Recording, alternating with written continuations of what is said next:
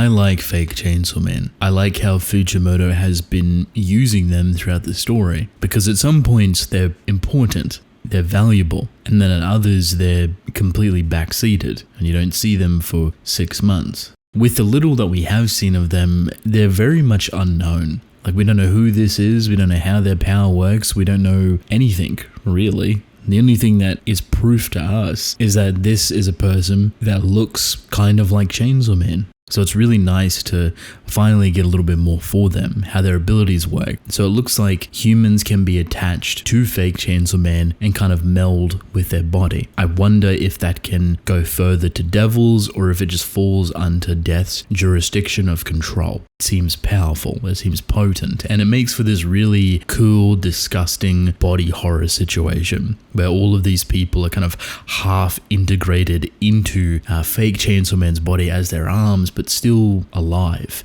When you get them reacting to it, it's horrifying. Visually, it's disgusting. Design-wise, amazing. I feel bad for these humans. They go from having these little chainsaws out of their head being controlled to being a part of fake Chainsaw Man's body. Without the horn, mind you. So now they are conscious, they are awake, they are normal once again. And the first thing they do is see what they've become because they can feel it. But then they also call out for Chainsaw Man's help, who's directly in front of them. So you set up this very problematic scenario. How does our Chainsaw Man fight off against people that are calling for his help?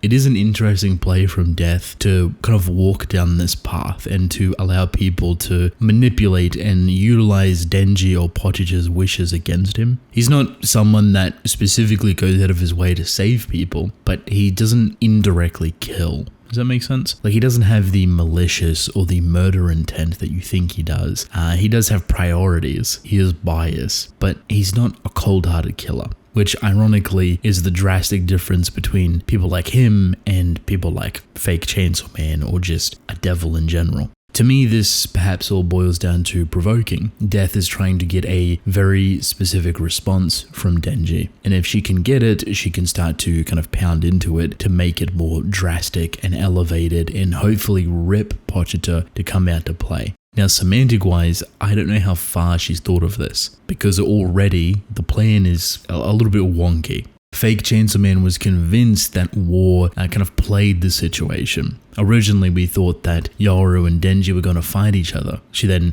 directs her attention to Fake Chainsaw Man and starts blasting him. So he's obviously like, why? That's a cop-out, that's a fake, was the whole point to distract me. Denji's reply is pretty much similar to what I said, that war is incredibly unhinged and doesn't really have much of an allegiance or an agenda at all. She just kind of operates at her own frequency.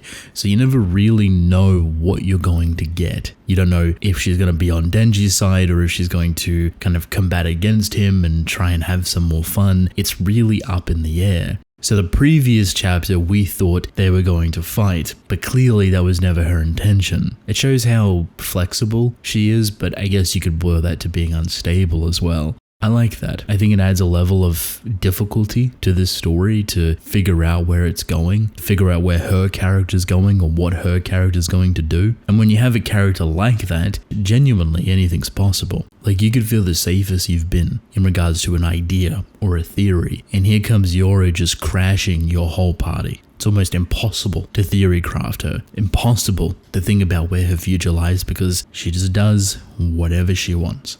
In her case, I don't want to get my hopes up to explore that avenue a little bit more because we've had, 100 chapters to perhaps explore it. And don't get me wrong, we spent a lot of good time with her and Asa. Fujimoto has done a respectable amount of groundwork to flesh them out independently. And that's a pretty difficult thing to do, something that you could applaud. Having two characters that operate within the same body, but are so drastically different that you have to give equal amount of time with, while also them being the new main character, while balancing them against your previous main character, alongside everything else your story has to micro and macro manage. That's a pretty rough task. But I've enjoyed what Yoru is, and I doubly more so enjoy what Asa is. Perhaps if we got even more for Yoru, I'd be really happy, but if we didn't, I'm also okay with that.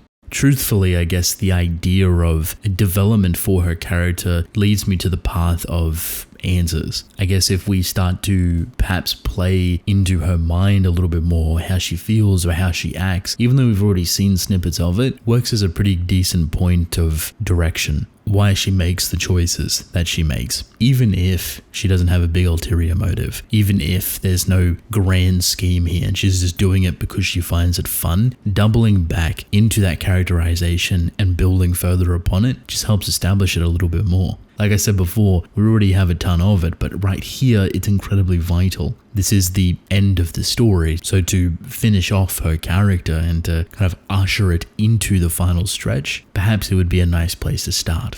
Denji versus Fake Chainsaw Man doesn't seem like that big of a deal currently, but it easily could ramp up into something much bigger. Of course, Death has this in motion, and she's controlling this situation as much as one can. Fami and Fall theoretically shouldn't be too far behind either. They're doing their own thing, but I imagine they're just around the corner. Quickly, this could ramp up into a huge scenario, a big fight. Would Death herself make an appearance? I don't know. It would be funny though. As usual, I do question the validity of Fake Chainsaw Man here. They're very confident, and for what reason, I do not know. They kind of got bested in their little duel here with Chainsaw Man, and to be honest, kind of expected. But now they're getting buffs. Now they're merging with humans. Now they're getting bigger and stronger and more grotesque, and it makes me wonder how Denji's going to deal with this. There is, however, kind of a very simple answer to this, because I was like Denji's gonna struggle mentally to kind of clash through these people a little bit. You know, he's not that ruthless where it needs to be. These are people asking for his help as well. If it were the opposite, people that hate Chainsaw Man or feared him or scared of him, he probably wouldn't care. Well, there's a very easy answer here, and that is just Yoru. For the first time, we might actually get a tag team fight. As much as it doesn't feel like it's building that way, I really would like to see it. Especially if Fall and Fami come into the picture, Yoru kind of has to respond. Those are difficult opponents, and while I don't think they can outright beat Fall, I do think with the combination of Yoru and Denji's powers, you have a really good chance. Yoru does not have a problem killing innocent people. That's the one thing that Denji faces currently that's in his path. Have Yoru kind of do what she does, but that's the problem, is that she doesn't really do what she's told to do. Any other character, sure, they could probably work together, but because it's Yoru, because it's difficult and she likes to put Denji through misery, halfway through there she could just turn on him, make it a much bigger problem or a much bigger issue. Do you kind of see why I want that little bit more emphasis on Yoru's personality now? Just to really nail down and tie down that quip that she has? I don't expect her to be constantly or always flippant between choosing how she chooses. There is a point where it becomes like almost redundant or backwards to kind of experience. And I'm hoping that Fujimoto avoids that entirely just by having Denji be a little bit forceful with her. You know, shoot that, do this, do that. Kind of directing her to do certain things that he necessarily wouldn't do. And maybe Yoru has fun with it. And maybe that's the key. Fun. If Yoru does have fun with fighting Fake Chainsaw Man and Fall and Fami, whether it be for their own satisfaction or for survival, right there is the best way to emphasize her personality. We've already seen bits and pieces of it, so give us a little bit more. I'm always curious to see where Fujimoto takes his story, what ideas he's going to bring out, how long is he going to sit within these moments. Originally, I thought this would end this year, 20, 30 chapters, whatever.